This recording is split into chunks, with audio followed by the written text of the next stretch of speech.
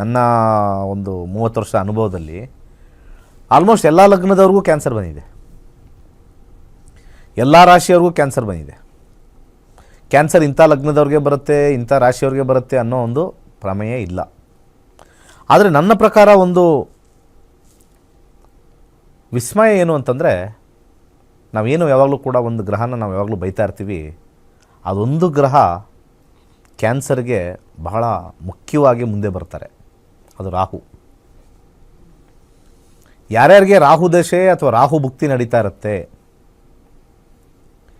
ಆ ರಾಹು ದಶೆ ರಾಹು ಭುಕ್ತಿ ಯಾವುದಾದ್ರು ಗ್ರಹದಲ್ಲಿ, ಶುಕ್ರ ದಶೆಯಲ್ಲಿ ರಾಹು ಬರ್ಬೋದು, ಅಥವಾ ಸೂರ್ಯ ದಶೆಯಲ್ಲಿ ರಾಹು ಬರ್ಬೋದು, ಅಥವಾ ರಾಹು ದಶೆನೇ ಬರ್ಬೋದು. ಈ ರಾಹು ದಶೆ ಕ್ಯಾನ್ಸರ್ ಕಣಗಳನ್ನು ಉತ್ಪತ್ತಿ ಮಾಡೋಕ್ಕೆ ಮೊದಲ ಗ್ರಹ ಅದು ಕ್ಯಾನ್ಸರ್. ಇದು ಮೊದಲ ಇಂಪಾರ್ಟೆಂಟ್. ಬರೀ ಕ್ಯಾನ್ಸರ್ ಅಲ್ಲ, ಯಾವುದೇ ರೀತಿಯ ಆಗಿರ್ತಕ್ಕಂಥ ಇನ್ಕ್ಯೂರಬಲ್ ಡಿಸೀಸ್ ಅಂತ ನಾವು ಹೇಳ್ತೀವೋ ಅಥವಾ ಡೆಡ್ಲಿ ಡಿಸೀಸ್ ಅಂತ ಹೇಳ್ತೀವೋ, ರಾಹು ಮೊದಲು ಬರ್ತಾನೆ. ಎರಡನೇದು ಬರ್ತಕ್ಕಂಥದ್ದು ಕೇತು. ಕೇತು ಸ್ವಲ್ಪ ಮೈಲ್ಡ್. ಕೇತು ಒಂದು ರೀತಿ ಈ ನಾರ್ಮಲ್ ಪಸ್ ಆಗೋದು, ಅಂದರೆ ವಾಸಿಯಾಗಲ್ಲ, ಅದು ಯಾವಾಗಲೂ ಇರುತ್ತೆ. ಇಲ್ಲಿ ತುರ್ಕೆ, ಸೋರಿಯಾಸಿಸ್ ಅಂತೀವಲ್ಲ, ಅದು ಯಾವಾಗ ಹಿಂಗೆ ಹಿಂಗೆ ಹಿಂಗೆ ಕಜ್ಜಿ ಅಂತಲ್ಲ, ಅದೇನು ಮಾರಣಾಂತಿಕ ಇಲ್ಲ, ಸುಮ್ಮನೆ ತುರ್ಕೆ, ಹಿಂಗೆ ತುರ್ಕೆ, ಉಳ್ಕಡ್ಡಿ, ಈ ರೀತಿಯಾಗಿರ್ತಕ್ಕಂಥದ್ದು ಕೇತು. ಹಾಗೆ ಮೂರನೇದೊಂದು ಬರುತ್ತೆ, ಆ ಗ್ರಹ ಬಂದ್ಬಿಟ್ಟು ಮಂಗಳ.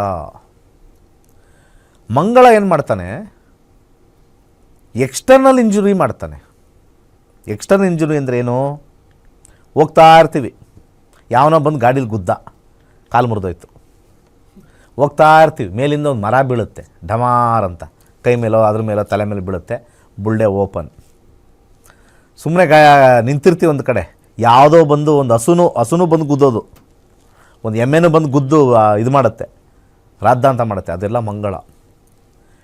ಈ ಮೂರು ಗ್ರಹಗಳನ್ನು ವಿಶೇಷವಾಗಿ ಜ್ಯೋತಿಷ್ಯದಲ್ಲಿ ನಾವು ಅನಾಲಿಸಿಸ್ ಮಾಡಬೇಕಾಗುತ್ತೆ. ಈ ಮೂರು ಗ್ರಹ, ರಾಹು, ಕೇತು, ಮಂಗಳ, ಈ ಮೂರುಗಳ ಮೋಸ್ಟ್ ಡೇಂಜರಸ್ ಗ್ರಹಗಳು.